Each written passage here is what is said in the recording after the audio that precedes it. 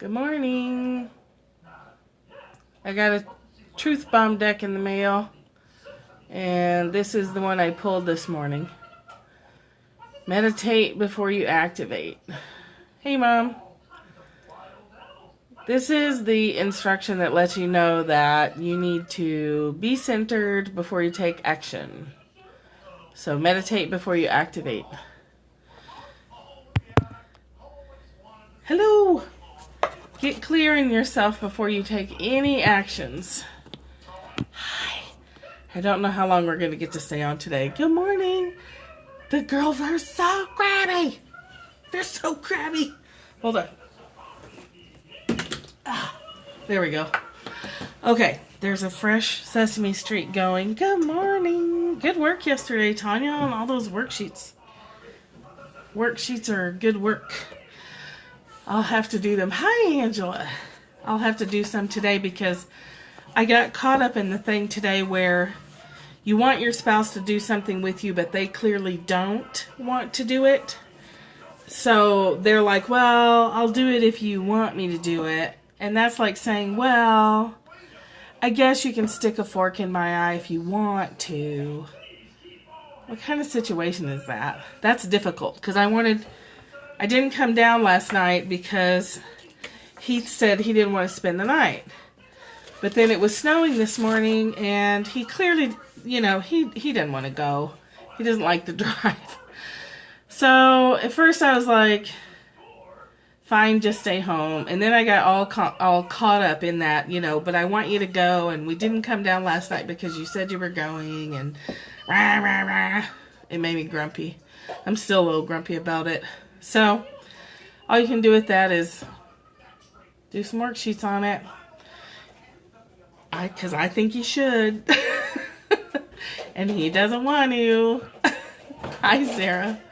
So then I have to, but then, once I got on the road, I was like, well, it is easier because in a stressful situation, we just started. I'm just kind of talking about a situation I had this morning. When your spouse doesn't want to do something that you want to do. Yes, thank you. He's pretty happy. So I wanted him to come with me today, and he said he would, and then he clearly didn't want to, so I said, well, don't, because it was going to be a stressful drive because it was snowing and icy, and, took 3 hours to get here, which is not really that bad. It's not really that much longer than normal. But that conflict between I wanted him to come and he didn't want to, yeah. So then you're just like, well, you can't answer that question like, well, I'll come down I'll go if you want me to, if you really want me to go, I'll go. You can't really do that to a person, you can't really say, you don't want to go. And so saying, well, I'll go if you want me to go is like saying, go ahead and hurt me and that's okay. Go ahead and force me to do something I don't really want to do, and that's okay because it's not. So, well, that's where we ended up. I know, right? Yes, I do. So I was like, fine. I actually said, I'm leaving an hour early because the weather's so bad. So just don't even come. Well, I'll come if you want me to. Just forget it. That's not what I said, but that was my attitude. Like, I don't need your stress on top of the stress of driving in the snow. Blah. Well, for here it is. Yeah, just forget it.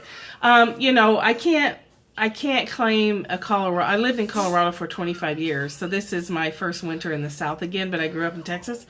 So, the weather is like nothing. To not drive in it would be ridiculous. But nobody else was driving in it. So, I had the car to myself. That's how you reframe it. I got to listen to my book. I didn't have to talk. I got to think. I got to drive in somewhat cruddy situations without having to deal with someone else's stress on top of that. So, but yeah, those times I think always suck. And I don't know that there's much you can do except accept the suckness of it. Because what are you going to do? If you force them to do it, then they make you really regret it. Let's read something peaceful. And the children are super crabby. it's a full moon and it's snowy, and I think they're just picking up on all that. They seem to. Do your children get crabby before storms and during storms? Lots of breathing today. They seem to be cranky during stormy times.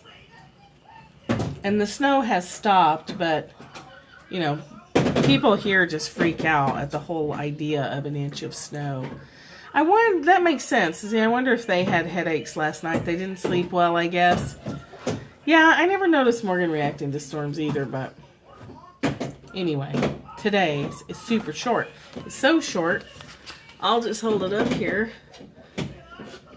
I think you're right, Sarah. They're cranky. They were cranky last night. I was cranky. I was cranky this morning, really cranky. I tried that NyQuil Z's. It doesn't do a thing. They very well could have had headaches because they were awful. And they had a hard time getting them to sleep.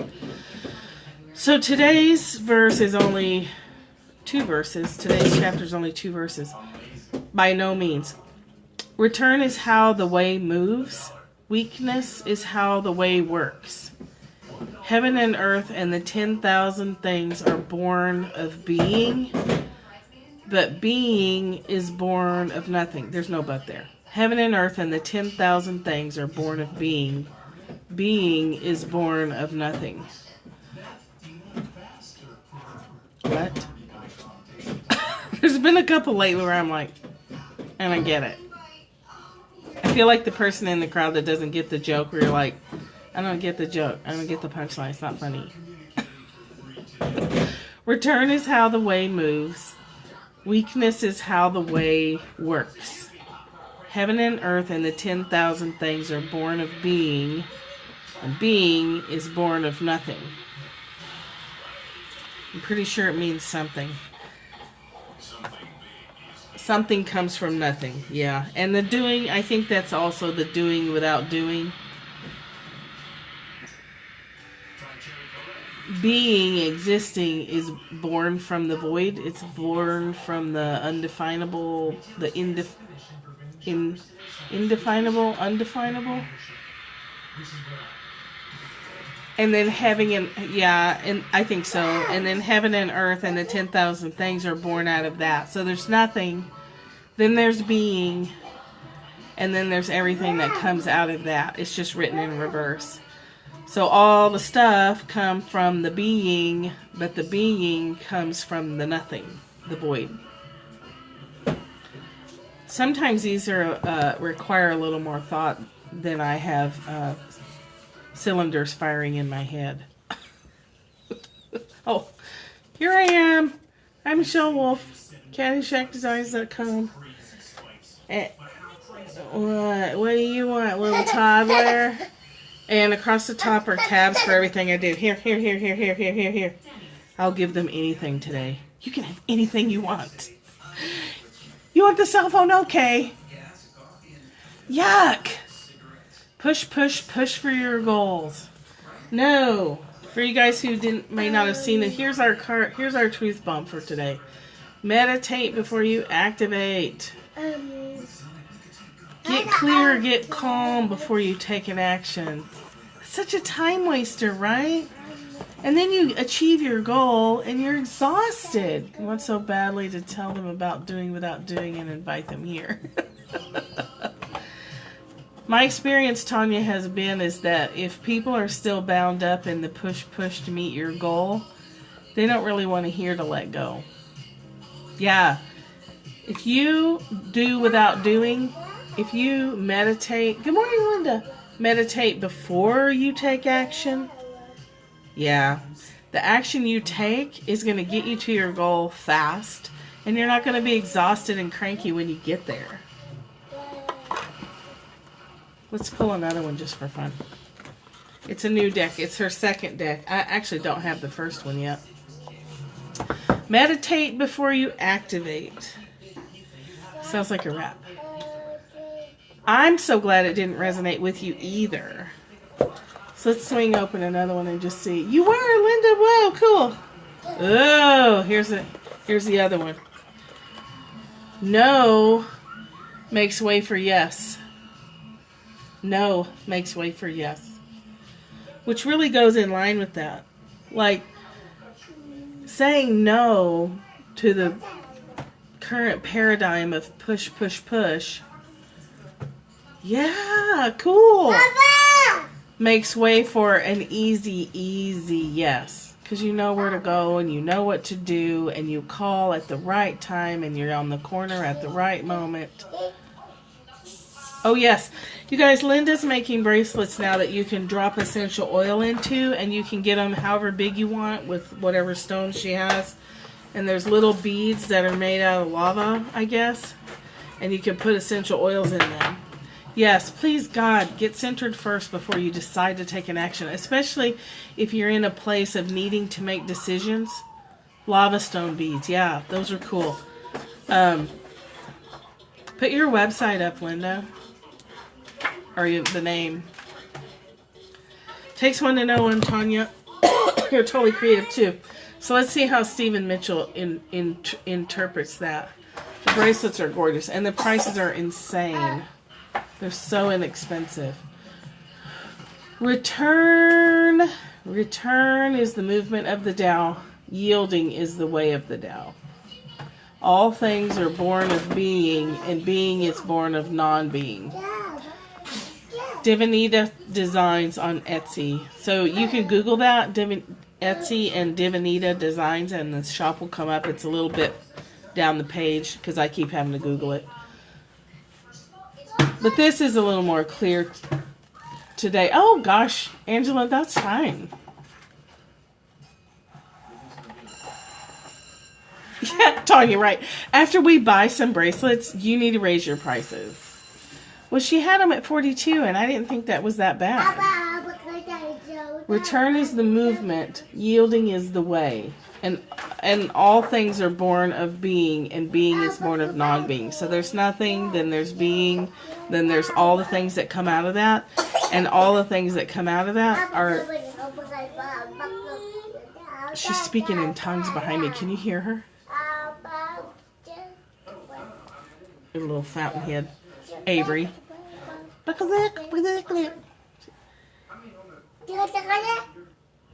see, that was talking to her.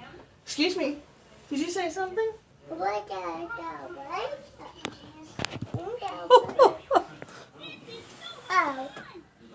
She's wearing the t-shirt her great-grandma sent her. Mama. That's you. That's Avery, not Mama. Mama's at work. Both mamas are at work. They're talking a lot. It doesn't make any sense at all, but they are talking a lot. Let's see what Byron Katie. Mama, yep. She's at that place where she calls all women Mama. And she doesn't call men anything because she doesn't have that concept yet.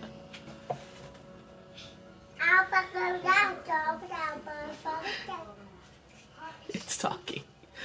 It's very purposeful. I don't understand any of it. But it has a purpose. And it has a question tone on the end. Thanks. Two newly talking toddlers at the same time. It's hilarious. Okay. Oh, a little Byron Katie in the morning. You can't have it. Because you already are it. You already have what you want. You already are what you want. And that's as good as it gets. You see behind me? Those are the Akamal t-shirts their great-grandma sent them. I know, that woman. Sometimes it's too early in the morning for Byron Katie.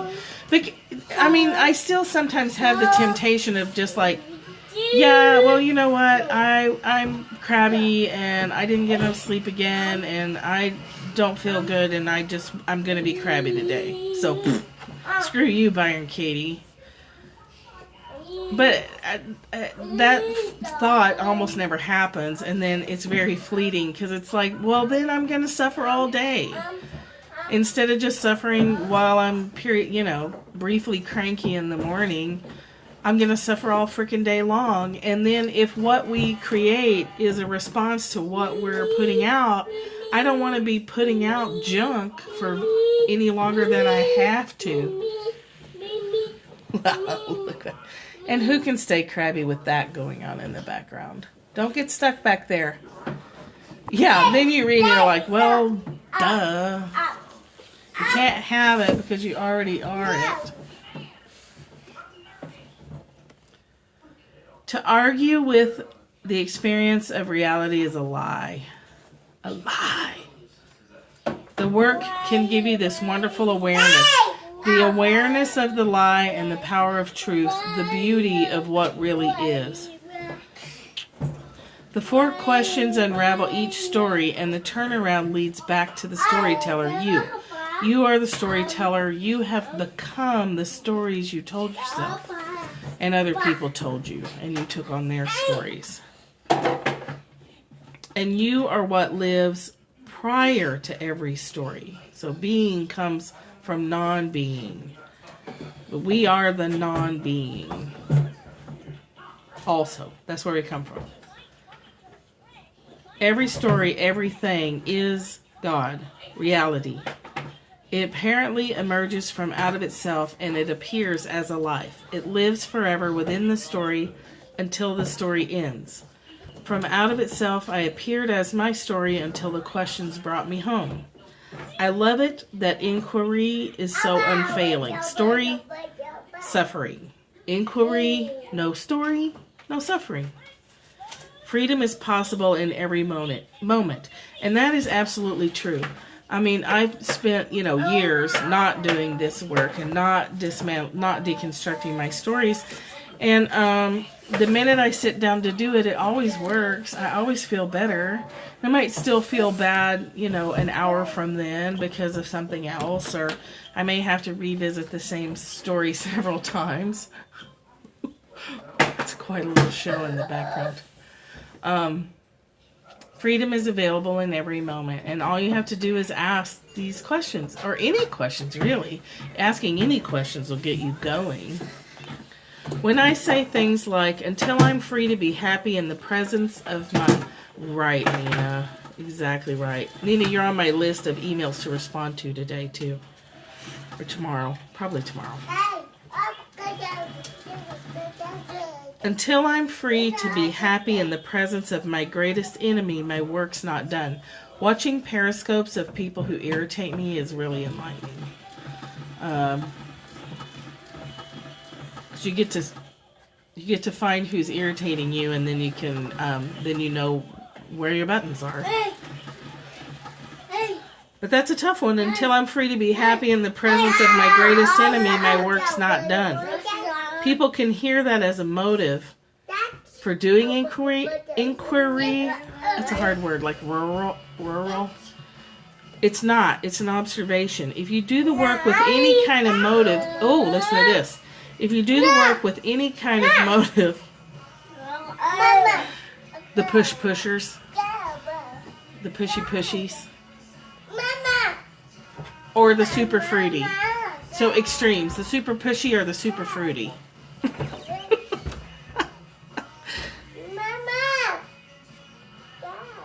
If you do the work with any kind of motive, even a good motive, getting your husband back or healing your body, or even worse, saving the world, it won't be genuine because you'll be looking for a certain kind of answer, and you won't allow the deeper answers to surface. That's interesting. I'm going to read that again. If you do the work with any kind of motive, even the best of motives, getting your husband back or healing your body or saving the world, it won't be genuine because you'll be looking for a certain kind of answer, and you won't allow the deeper answers to surface. Only when you don't know what you're looking for can you be open to the answers that will change your life. So that's similar to what, Robert Scheinfeld says in his Busting Loose books. If you do this, any kind of work, because you're going to do this in order to get that, you're going to do this here in order to get over there, then you're not really doing the work, because you still have a hidden agenda. You still have a motive to escape what's here right now and move somewhere else. And until we take the labels off and accept 100% what's here right now, regardless of how we label it good or bad, it won't change. We can maybe think we've changed it, but then it circles right back again. That's tricky. That's a tricky one, because we want to do behavior A to get to end result Z. We want to have a reason to do the work. She's giving herself a round of applause. Can you see her? I don't know what she did, but she's like, yay! Giving herself a clap. Oh, that sounded bad. Giving herself a round of applause. Let's not say she's giving herself the clap. It's terrible. Oh my God.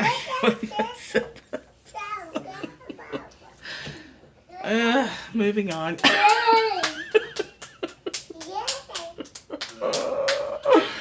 I need more coffee.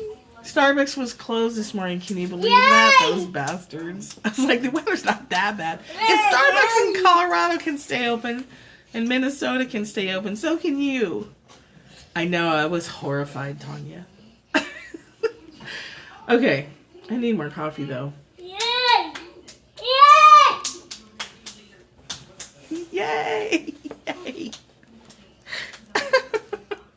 Woo, okay. Any motive other than the love of truth won't work. It's the truth that sets you free. That's an accurate statement. It's not just written in the Bible somewhere. It's true. And the truth we're talking about is not someone else's truth. It's your own. And that's the only truth that can set you free.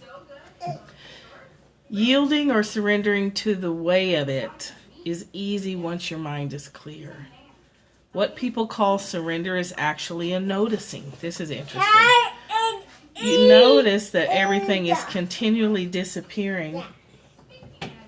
She's walking around with my little Tao book, the little one that we're reading and reading out of it.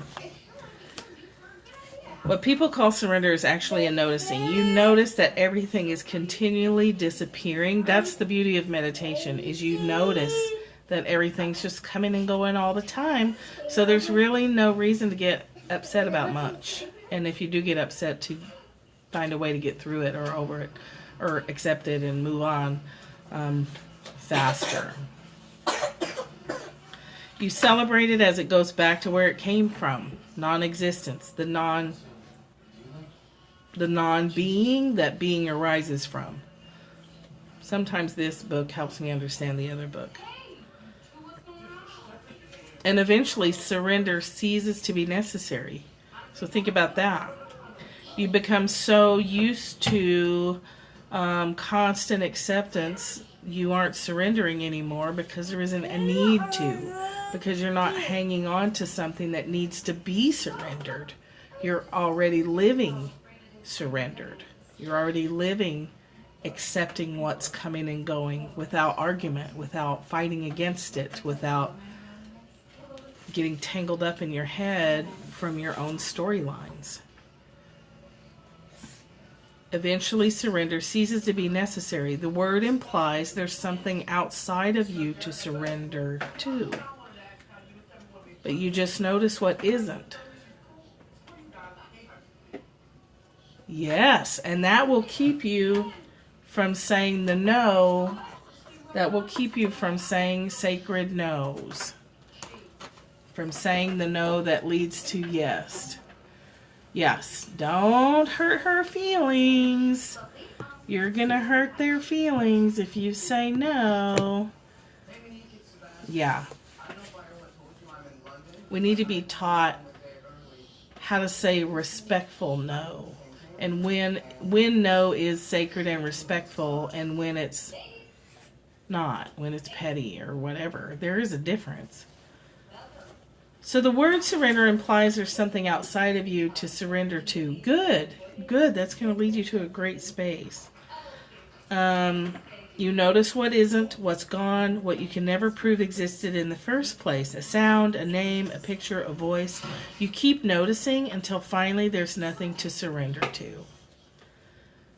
What you can't, if you're all one, I mean, this comes up a lot in meditation.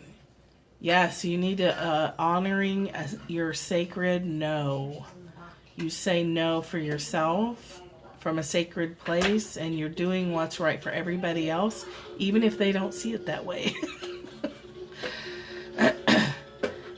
If you're already one, right? If we're all one, you can't surrender to yourself, right? You can't surrender. What are you surrendering to? You're already it. You can't have it. You already are it. So what are you surrendering to? So that's the thought process. It's like, well, I'm still thinking of an outside entity or a deity or a god or a goddess or whatever as being outside of me. But if I'm one, I can't surrender to anything. The only thing I can do is have the storyteller self surrender to the knowledge that I'm already one. So we're only surrendering to the truth that we're already it. We already are it. There's no place to go to. There's no place to run from. There's no running from. There's no going to. There only is right here. Which is a relief when you think about it. First you're like, what? This doesn't make any sense at all. But when you really think that through and you let go of all that conditioning and you let go of all that judgment, it's such a relief. You don't have to go anywhere. There's no place to go to.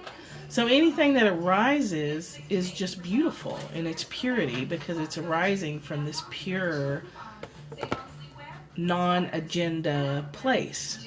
You're not taking on a job because you have an agenda that you need approval. You're not saying yes when you want to say no because you don't have an agenda to play out a victim line or a martyr complex. The mind surrenders to itself. When it isn't at war with itself, it experiences a world that is completely kind, the benevolent mind projecting a benevolent world. So much unkindness when we say yes, but we want to say no. Part of my aggravation with Heath is that he doesn't hardly ever say yes when he really wants to say no. Poophead. He doesn't want to go and he doesn't make any secrets about it. He doesn't say, I mean, he'll kind of say if I'm really aggravated about it, but he just says he doesn't want to go. It's me that makes it into a big deal. What? But why don't you want to go? Well, what's wrong with you that you don't want to go? How could you do this to me? Selfish. But really, he's really honest. That's not to say that I'm happy about it. Okay. The mind can no longer validate suffering on this earth because it has ended suffering within itself. It becomes completely pitiless and completely loving. I don't have to be happy about it. In fact, it's okay for me to be sad about it because it's the truth. Or not even sad about it, but irritated. It's the truth. I'm irritated by it. Eventually, that will pass and I'll feel something different. At the moment, I still feel, on a scale of 1 to 10, about a 2 of irritation. This morning, it was more like a door slamming 8 irritation. It's already fading away and it'll continue to fade away. And tomorrow, by this afternoon, I won't even think about it. It's completely gone.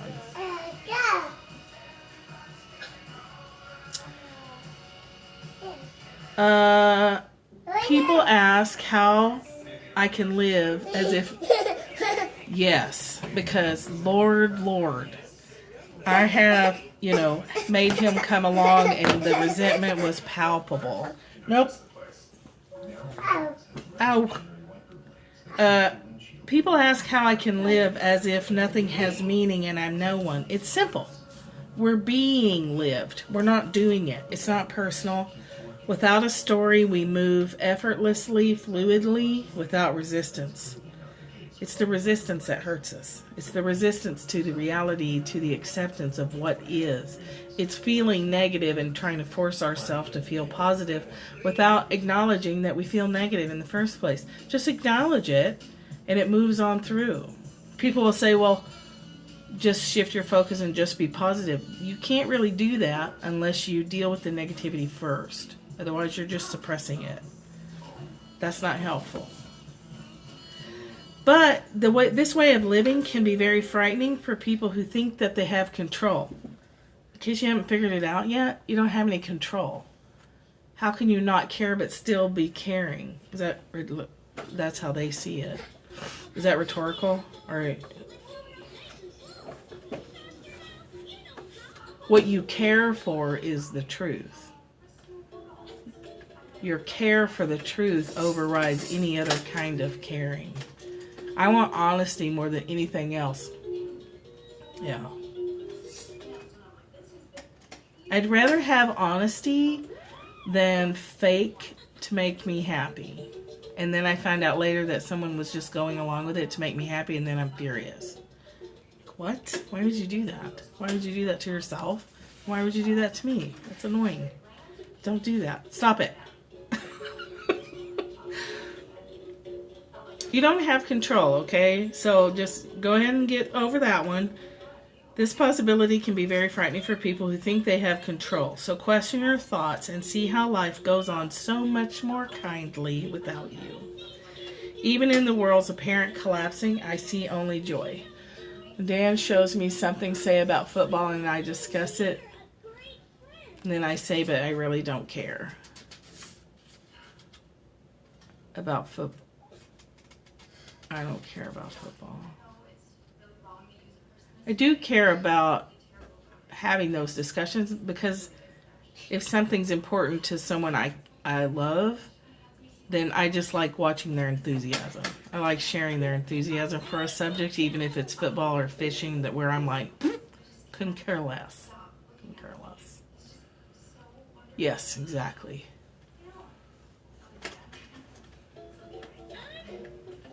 Yeah, what does he say when you say he doesn't care, that you don't care?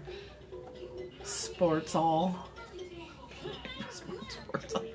Sports all about basketball. Yeah, sports ball. Yes, sports ball. Everything's a sports ball. Yeah, I know you don't care. Yes.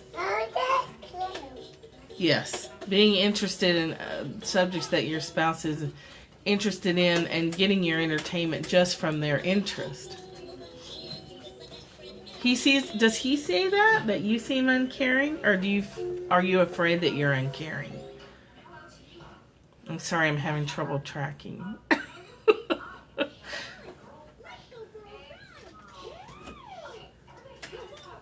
We'll say to each other, or I've said to Heath, like, I want you to listen to this because it's important to me, not because I think you're interested in it.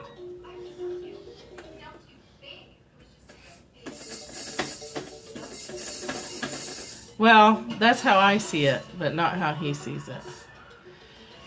Yes, and so there's two ways to look at that. And I'll give you an example. Do you know what a yurt is? The little round house up on stilts? In Colorado, up in the mountains. Wow! There's a system of yurts up in the mountains, hidden in the woods and stuff, and you can rent them. Well, I went with my team once. Yeah, it's true. On a snowshoeing trip, ski trip, to one of the yurts. And they're way out in the middle of nowhere. So you have to drive forever to get there, and you have to snowshoe in the winter or ski in. I snowshoed. So we get in to the yurt. It's a full moon. We specifically picked a full moon because you can see better if you go out at night. And, the wildlife tend to be more active, so your chances of seeing moose and stuff are increased. So we always go on a full moon. We did see some moose, which was super cool. So I'm there with 3 of my teammates. They're all male. At midnight, I want to go snowshoe just in the open field area. So the yurt is open. It's surrounded by trees. And then there's a big open field that goes to the road.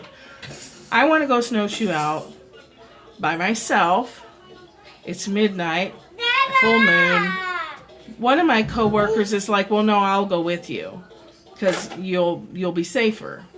The other coworker says, Jeff, she doesn't need anybody to go with her. She's strong, she's capable, she's not even going that far. It's an open field. No. She doesn't need you to feel safer. And you couldn't stop anything. I mean, they were just like, bah, bah, bah. You couldn't stop anything anyway. What are you talking about? Safer. Did she ask you to go with her to feel safer? And he was like, no, because he was functioning from the thought, oh, you don't let a woman go out in the middle of the night, because then she won't be safe. So he was thinking that he needed to protect me from my own bad choice, I guess. But then Jim's perception was, she's strong, she's capable. No one would offer to go with you if you were going out snowshoeing in the middle of the night, so stop treating her like she's not strong. And that really was like the first time in my life, sweet but not necessary, but that was the first time in my life I'd heard a man say that. And it really impressed me because I am capable. And if I rely on someone else to feel safe, not that I won't ever do that, because I do. But if I limit myself because I need to feel safe, and I know this isn't what you meant, Sarah, but if I limit myself because I need someone else to feel safe, I'm going to live a limited life rather than saying I'm strong and I'm capable and I would prefer to have company, but I'm just as safe with or without. Definitely. Well, sometimes I just want the company, and there's nothing wrong with that. There's nothing wrong with feeling anxious and wanting company for that. There's nothing wrong with that. Just another aspect of that story is you can flip it around and know that someone has faith in your capabilities. They don't see you as needing a safety net. And I'm not saying that's what he thought. He really just wanted to go back to sleep, I think.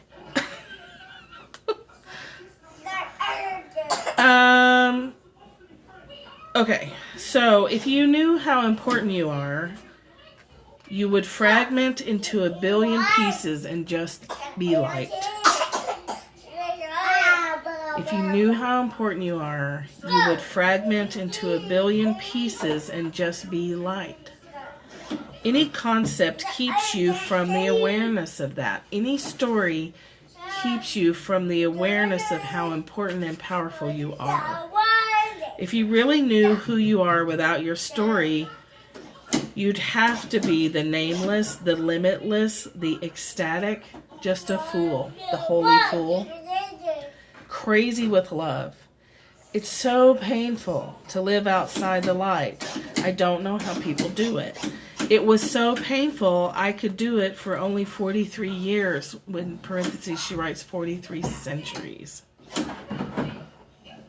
Any concept, any story keeps you from the awareness of your wholeness, your everythingness, your source of the void, your source of the non-being, that total love. And when we let our stories stop us from loving, it doesn't mean we don't make decisions, but when we let the love in our heart stop flowing, when we chop it off because of a story, oh my God, the damage we do to ourselves. And it's only to ourselves.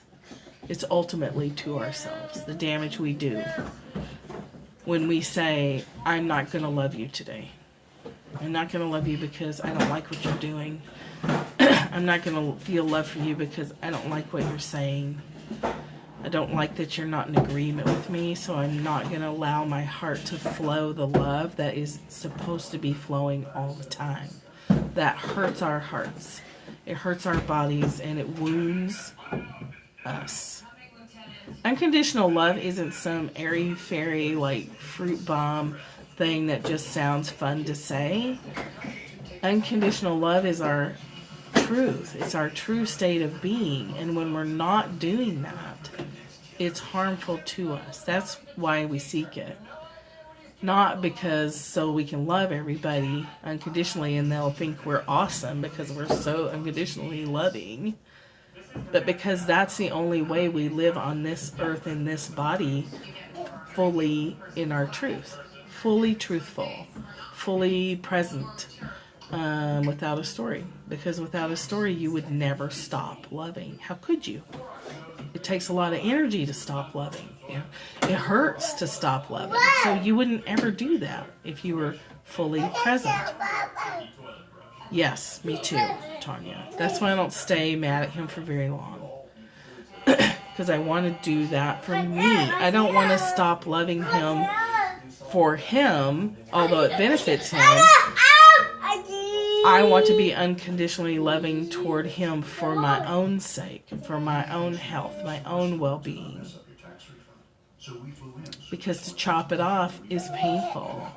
And it creates all that backlog of energy that turns into addiction and depression and physical ailments and pain and all that stuff that we don't have to deal with. And I just took a deep breath and I smell a diaper.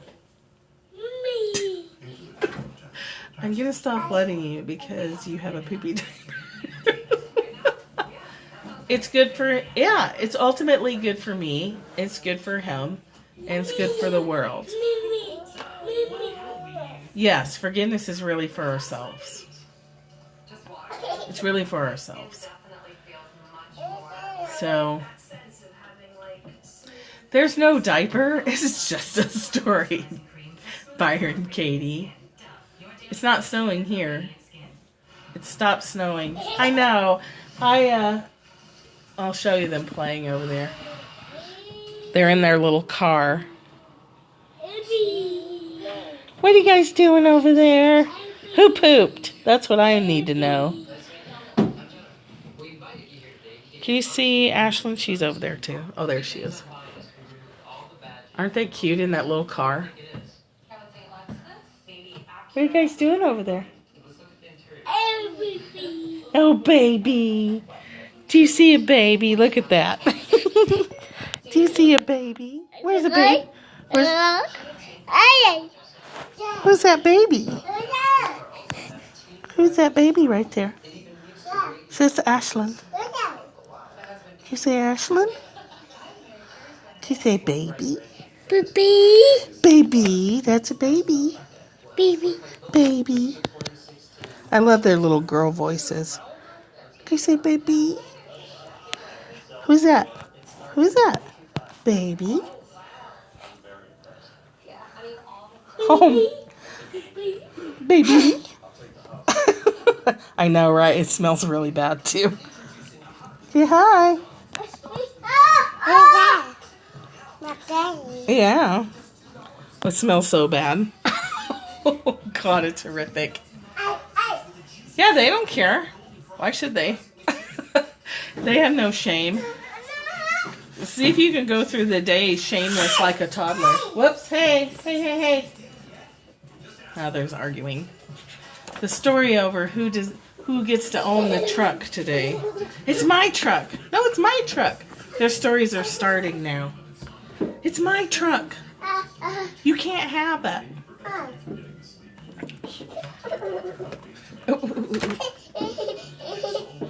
Okay, I should probably go deal with this. It's intense. So think about that. I mean, what sticks out for me today is there's nothing to surrender to. You're already it. Bye. And honesty is preferable. And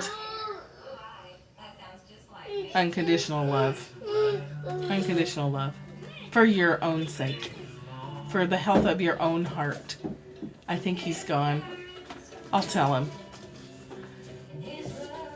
It's a great job. $2 an hour or less. It doesn't even matter. I love that they were so confused by him saying, I don't care if it's $2 an hour or less. I would rather work here and be happy.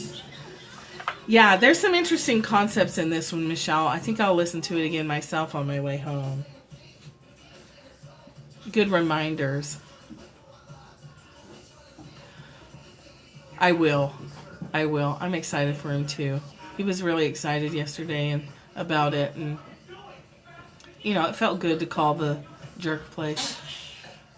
I know, right? Oh, yeah. They were like, "What? Are you sure?" Angela! I'm so glad you've been coming. Find me on Facebook and we can add you to the group of regular people on Facebook that talks about stuff. We talk about stuff. Uh-oh. Whoops. Oh.